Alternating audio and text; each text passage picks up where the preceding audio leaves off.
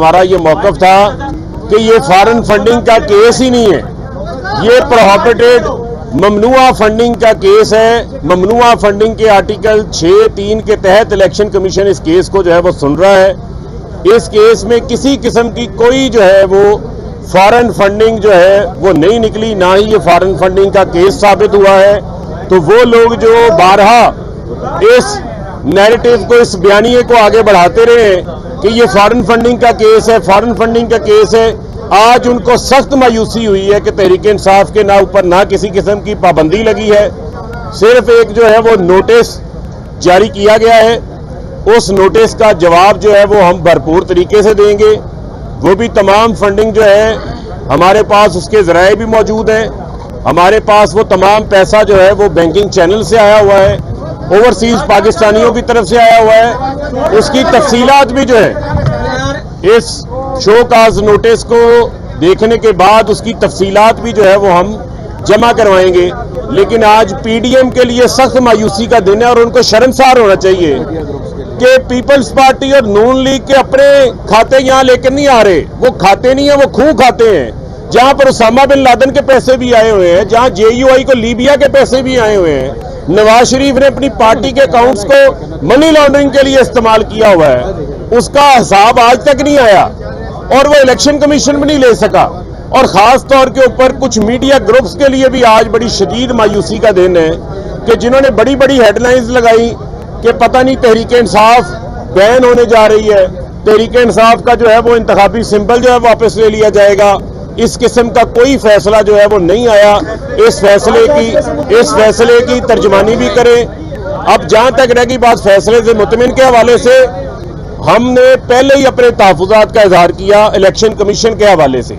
8 ऐसे फैसले election commission पहले दे चुका है जिनको हमने मुख्तलिफ हाई कोर्ट्स में चैलेंज किया, जिसमें मखसूस नशिस्तों का फैसला था, पोलिंग एजेंट का फैसला था, अली अमीन गंडापुर को डिस्क्वालीफाई करने का मामला था और इसके अलावा मुतअद्दिद मामले थे जहां हमें रिलीफ मिला, जहां आइन और इलेक्शन एक्ट से हटके फैसले किए गए थे।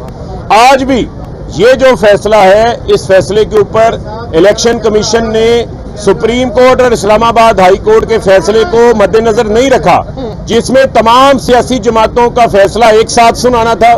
पीपल्स पार्टी और नून लीग के साथ लाडलों जैसा सलूक किया गया है। सिर्फ पीटीआई को पिन पॉइंट किया गया। स्क्रूटनी कमेटियां तमाम जमातों की 2018 में एक ही वक्त के ऊपर बनाई गई, लेकिन स्क्रूटनी कमेटी काम मुकम्मल करती है सिर्फ पीटीआई का, इलेक्शन कमीशन फैसला सुनाता है सिर्फ पीटीआई का। मैं आज इलेक्शन कमीशन से, चीफ इलेक्शन कमिश्नर से ये सवाल पूछता हूं कि अगर आप जो है वो गैर जानिबदार हैं तो फिर साबित करें पीपल्स पार्टी और नून लीग का फैसला कहां पर है। उनका फैसला भी आना चाहिए। को 12 अकाउंट तो उन्होंने डिस्क्लोज नहीं किए, छुपाए हुए हैं नून लीग ने, 11 पीपल्स पार्टी ने छुपाए हुए हैं। वो क्यों नहीं सामने आए? तो लिहाजा इस फैसले के ऊपर भी मैं समझता हूं कि हमारी जो कानूनी टीम है वो अपनी राय भी सामने लेकर आएगी, नोटिस का भी हम जवाब देंगे। लेकिन इलेक्शन कमीशन के ऊपर हमारे वो तहफ़्फ़ुज़ात है वो उसी तरह बरकरार है। फॉरेन फंडिंग के हवाले से हमारा ही मौक़िफ़ की जीत हुई है, जो हम बार बार कहते रहे हैं कि वो इलेक्शन कमीशन का एक मिनट मुकम्मल करने हम बार एक मिनट इधर ही है एक मिनट कोई बात नहीं सर, आप इसी तरह डिप्रेशन में थोड़ी देर इसी तरह आप हंसते रहे, हमें अच्छे लगते हैं। बात यह है, मामला देखें जी, आपके सवाल का भी जवाब देके जाएंगे। जो मौक़िफ़ हम ये कहते रहे कि ये इलेक्शन कमीशन के परव्यू में नहीं है, फॉरेन फंडिंग का फैसला सुनना या पार्टी की पाबंदी लगाना, वो हमारा मौक़िफ़ दुरुस्त हुआ है। और मैं उस मीडिया ग्रुप को भी कहता हूं कि अब तो कौम को जो है वो सच बताएं, हकाइक बताएं। आपके लिए जो है वो काफी डिप्रेशन का दिन है। जी मलिका बुखारी साहब। बिस्मिल्लाहिर्रहमानिर्रहीम। फरूख हबीब की बात को आगे बढ़ाऊंगी कि बहुत सारी ख्वाहिशात हैं बहुत सारे मीडिया ग्रुप्स की और पीडीएम की 11 जमातों के रहनुमाओं की जो आज दम तोड़ गई हैं। हमने तो पहले दिन से कहा था कि पाकिस्तान तहरीक इंसाफ वो जमात नहीं है जिसने बैरून मुल्क से फंडिंग ली है, लेकिन एक हमारे खिलाफ फेक प्रोपेगेंडा आगे बढ़ाया गया। अखबारों के अंदर सुर्खियां लगाई गई कि पाकिस्तान तहरीक इंसाफ ने बैरून मुल्क से फंडिंग ली है। हमारा पहले से मौक़िफ़ ये था कि ये ममनुआ फंडिंग का केस है। आज साबित हो गया कि जानिबदार इलेक्शन कमीशन ने गैर जानिबदार नहीं, जानिबदार इलेक्शन कमीशन ने एक ही जमात के ऊपर इलेक्शंस एक्ट 2017 और पॉलिटिकल पार्टीज ऑर्डर 2002 का इतलाक किया है। किसी और जमात के ऊपर ये कानून लागू नहीं होता है। बज़ाहिर ये लग रहा है कि आईनी इदारा जो है वो एक ही जमात के ऊपर इस कानून को लागू कर रहा है। उसका नाम है पाकिस्तान तहरीक-ए-इंसाफ। फरूख हबीब ने आपको बताया कि 2018 में स्क्रूटनी कमेटीज बनाई गई थी, तश्कील दी गई थी, तो आज तक वो रिपोर्ट्स खुलकर मंजर आम पर क्यों नहीं आई? ऐसा क्यों होता है कि अक्सरियत की जमात, पाकिस्तान की सबसे बड़ी जमहूरी जमात को एक आईनी इदारे की जरिए दीवार के ऊपर लगाया जा रहा है? बाकी पीडीएम की रहनुमा पीपल्स पार्टी बताएं कि उनके अकाउंट्स का क्या हाल है। पाकिस्तान मुस्लिम लीग नवाज बताएं कि मोहतरमा शहीद जो कहती थी कि आपने उसामा बिन लादेन से फंडिंग लेके उनकी हुकूमत गिराई है, उसके जराए क्या है? JUIF बताए कि लिबिया से फंडिंग कब ली थी। तो ये सब चीजें कानून के दायरे में होनी चाहिए थी, लेकिन अफसोसनाक है कि कानून के मुताबिक और आईन के मुताबिक हमारे साथ बराबरी की हैसियत पर बर्ताव नहीं हुआ। पाकिस्तान का आईन कहता है कि सब सियासी जमातों के साथ बराबरी की तरीके से बर्ताव होना चाहिए था, वो नहीं हुआ। अच्छा जी, बिस्मिल्लाहिर्रहमानिर्रहीम। सबसे पहले तो मैं फरूख हबीब को, बैरिस्टर मलिका, अनवर मंसूर साहब, फैसल चौधरी साहब जो यहाँ नहीं हैं, पहले तो मैं उनको शुक्रिया अदा करना चाहता हूँ। जिस तरीके से ये लोग शुरू दिन से, अजहर साहब हमारे खड़े हैं फाइनेंस सेक्रेटरी, जिस तरीके से इन लोगों ने शुरू दिन से, सराज साहब मेरा ख्याल नहीं है, जिस तरीके से इन लोगों ने शुरू दिन से ये केस लड़ा। और बड़ी PTI पाकिस्तान की वाहिद जमात है जो प्रॉपर पब्लिक फंडिंग करती है। PTI के अलावा कोई और सियासी जमात फंडिंग नहीं करती, बाकियों ने सेठ रखे हुए हैं। हम ये जो केस था ये 2008 और 2013 के दरमियान की फंडिंग का था। तकरीबन हमने 3.5-4 अरब रुपया उसमें फंडिंग की, जिसमें ज़्यादा हिस्सा जो था वो ओवरसीज़ पाकिस्तानीज़ का है। मुझे समझ नहीं आती कि PMLN, पीपल्स पार्टी, JUI, इन्होंने ओवरसीज़ पाकिस्तानीज़ को अपना दुश्मन क्यों डिक्लेयर कर रखा है। हम ओवरसीज़ पाकिस्तानीज़ को पाकिस्तान की मईशत की रीढ़ की हड्डी समझते हैं, और हम बता दें हम अब भी ओवरसीज़ पाकिस्तानीज़ पर ही रिलाय करेंगे अपनी फंडिंग के लिए। अभी नामंजूर.com तहरीक के लिए हमने फंडिंग की है। 5-6 दिनों में हमें 47 करोड़ रुपया इकट्ठा हुआ, और उसमें से आधा जो है वो फॉरेन ओवरसीज़ पाकिस्तानीज़ जो हैं उन्होंने दिया है। लिहाजा ये जो फंडिंग है ये भी ओवरसीज़ पाकिस्तानीज़ की थी। मैं आपको बताऊं नटशेल में केस क्या था। केस ये था कि 2 हिस्से थे केस के। पहला हिस्सा था कि क्या ये केस फॉरेन फंडिंग का है। पहले दिन से सब ने, जो PTI का मौक़िफ़ था कि फॉरेन फंडिंग नहीं है। आज इस इलेक्शन कमीशन ने, जिससे हमें कोई तवक्को ही नहीं थी, सच्ची बात है, ये भी सारा कुछ करके ये भी इसी नतीजे पे पहुंचे हैं कि फॉरेन फंडिंग नहीं थी। नंबर 2, अब इन्होंने कहा है कि 16 अकाउंट्स ऐसे हैं जो PTI की सीनियर लीडरशिप ने खोले, लेकिन वो डिक्लेयर नहीं किए गए। हमारा मौक़िफ़ पहले दिन से ये है कि वो PTI या इमरान खान ने वो केसेस जो हैं, वो जो अकाउंट्स हैं वो नहीं खोले थे। वो जो अकाउंट 16 अकाउंट्स हैं उनका PTI से जो था वो इमरान खान के डायरेक्ट लिंकेज में नहीं है। वो जब हमें नोटिस अब मिला है, अब पहली बात तो तय हो गई कि फॉरेन फंडिंग नहीं है। जो PMLN और हमारे 1-2 दोस्त हैं हमारे ग्रुप जियो के, वो वाले भी कह रहे थे कि जी पता नहीं शायद वो साबित हो जाए। तीसरा ये है कि अब हम अगला जो मरहला है वो शुरू होगा, जिसमें हम बताएंगे कि ये 16 अकाउंट्स भी लीगल है, इनमें भी कोई लीगैलिटी नहीं है। तीसरी बात, हमारा मौक़िफ़ पहले भी ये था, अब भी यही है, People's Party, PMLN, JUI parties का तमाम लोगों को बड़ा अहम है कि पता होना चाहिए फंडिंग कहाँ से आ रही है। PTI समेत किसी जमात को ये हक हासिल नहीं है कि वो अपनी फंडिंग को अवाम से छुपाए, और ये जो असूल है ये तमाम जमातों पे लागू होता है। PTI का आपने कर लिया, अब हम आपसे उम्मीद रखते हैं कि आप जल्द से जल्द बाकी जमातों की फंडिंग लोगों के सामने लेके आएंगे, ताकि पता चल सके कि वो कहाँ खड़े हैं और पाकिस्तान में कानून की अमलदारी हो। जी सवाल एक ही है, हाँ, कि क्या खान साहब ने जो इलेक्शन कमीशन ने की जो हमारे पास आई कि खान साहब ने मिस डिक्लेरेशन नहीं की ना। देखिए ना, मैं इमरान खान को एक ऑडिटेड अकाउंट मिलते हैं। हम अपने अकाउंटेंट से कह रहे हैं, जैसे मसलन आरिफ नकवी का आप लेते हैं या किसी का लेते हैं, ये जरा थोड़ा इसमें यह आ जाता है कि जी मुझे मेरा ऑडिटर कह रहा है कि ये सारे अकाउंट्स लीगल हैं, मैं अपने अकाउंटेंट के ऊपर बिलीव करके साइन कर दूंगा।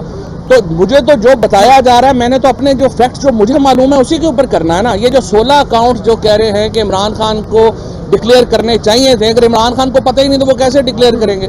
तो ये हम उसका जवाब भी बाद में दे देंगे। जी, वफाकी हुकूमत को इसलिए भेजी जाती है और हमें इसलिए भेजी जाती है कि वो अकाउंट्स जो हैं उनको सीज किया जाए और उनको कन्फिस्केट किया जाए। हम ये समझते हैं कि ये कन्फिस्केशन भी गलत है, कन्फिस्केशन को भी हम चैलेंज करेंगे। ये फैसला आज का दुरुस्त नहीं है। जो 16 अकाउंट्स जो खुले हैं जिनमें पैसे हैं वो सब्सिडरी अकाउंट्स हैं। सब्सिडरी अकाउंट्स को आप कन्फिस्केट नहीं कर सकते। खतरा सियासी जमातों को सिर्फ एक होता है और वो ये होता है कि वो अवाम में अपनी पॉपुलैरिटी खो दे।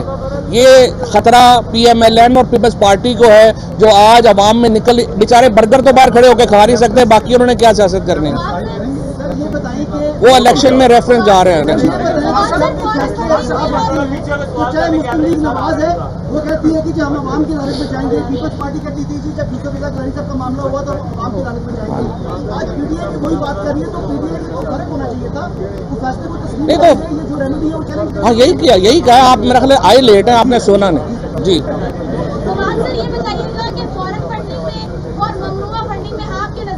नहीं, फॉरेन फंडिंग में तो ये फर्क है ना कि फॉरेन गवर्नमेंट्स जो है वो पार्टी को फंड कर रही हों। जैसे कि अभी फारूक ने और मलिका ने कहा कि आप जरा JUI की फंडिंग निकालें ना और देखें कि जो सैफुल इस्लाम कज़ाफी थे वो तशरीफ लाए थे यहाँ पे, तो कैसे आए थे और वो क्या करने आए थे। तो जरा फजलुर रहमान साहब की फंडिंग जब आप निकालेंगे तो तब आपको पता चलेगा फॉरेन फंडिंग क्या हो। और एक और ब्रादर मुल्क की बुलेट प्रूफ गाड़ियों के ऊपर और हेलीकॉप्टरों के ऊपर नवाज शरीफ कैंपेन करते रहे।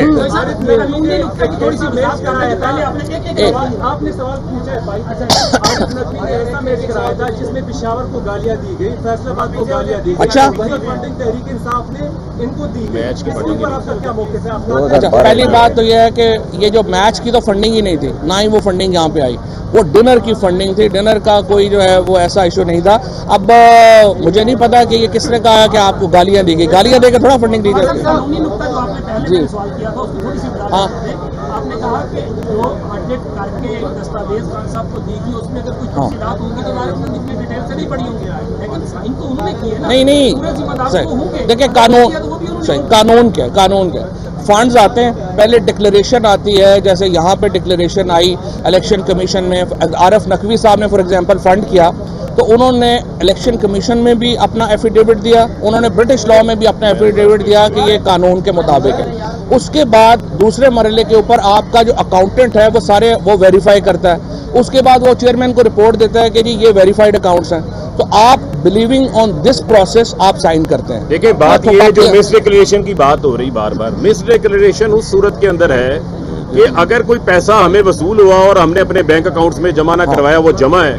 इसके अलावा जो पॉलिटिकल पार्टी आर्डर 2002 की शिक नंबर 13 है वो ये डिमांड करती है कि आपने अपनी आमदन, अखराजात, असासे और जो वाजिबात हैं उसकी ऑडिटेड रिपोर्ट जमा करवानी है। वो ऑडिटेड रिपोर्ट उसी कानून के मुताबिक जो है वो खान साहब ने सर्टिफाई करके जमा करवाई है। यहाँ कुछ ऐसा नहीं हुआ कि इमरान खान का कोई जाती अकाउंट है जिस तरह नवाज शरीफ के अकाउंट में मिस डिक्लेरेशन थी, या इमरान खान के किसी पर्सनल अकाउंट के अंदर किसी किस्म की कोई मिस डिक्लेरेशन नहीं है।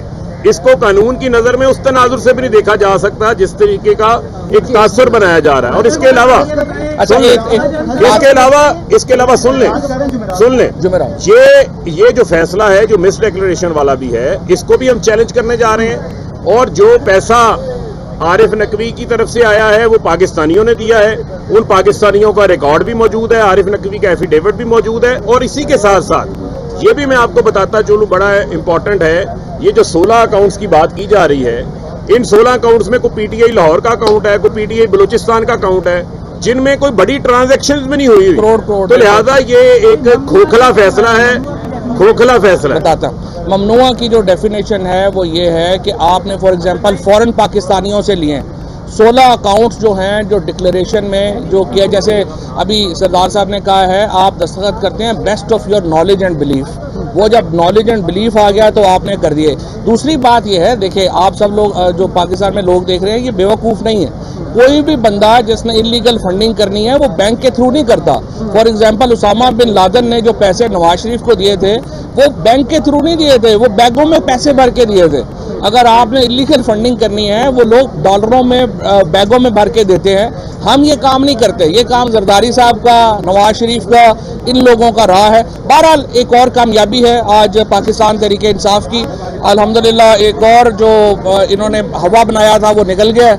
अब मैं अब भी कहता हूँ ये छोड़ दें, राइट लेफ्ट छोड़ दें, इलेक्शनों में चलें। अगर किसी में दम है तो let the people of Pakistan decide, Pakistan के अवाम को फैसला करने दें हुकूमत किसका हक है। ये रोने धोने से कुछ नहीं होना। पॉलिटिकल पार्टी 2002 में एक और टेक्निकल आप समझते हैं कि ये फैसला हतमी है, इसका फॉरेन फंडिंग केस का जो अकबर एस बाबर की थी, अकबर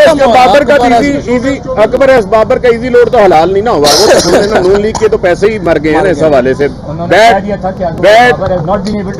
अकबर एस बाबर की तो बैड इन्वेस्टमेंट है। और एक और टेक्निकल नुक्ता बताना चाहता हूँ आपको, जो एक मिनट जो पॉलिटिकल पार्टी ऑर्डर 2002 है, पॉलिटिकल पार्टी ऑर्डर 2002 के अंदर मल्टीनेशनल का जिक्र है, किसी फॉरेन कंपनी का जिक्र नहीं है। तो वुल्टन को जो है, वुल्टन के जरिए पैसे सिर्फ आए हैं और बैंकिंग अकाउंट में आए हैं। उस कंपनी का पॉलिटिकल पार्टी, एक मिनट रुक रहे, पॉलिटिकल पार्टी ऑर्डर 2002 को वादे तौर पे पढ़ने, उसमें किसी किस्म की फॉरेन कंपनी का जिक्र नहीं है। पाकिस्तान के अंदर प्राइवेट कंपनी का जिक्र है, लिहाजा वो भी एक नुक्ता है जिसको हम चैलेंज करेंगे हाई कोर्ट के अंदर।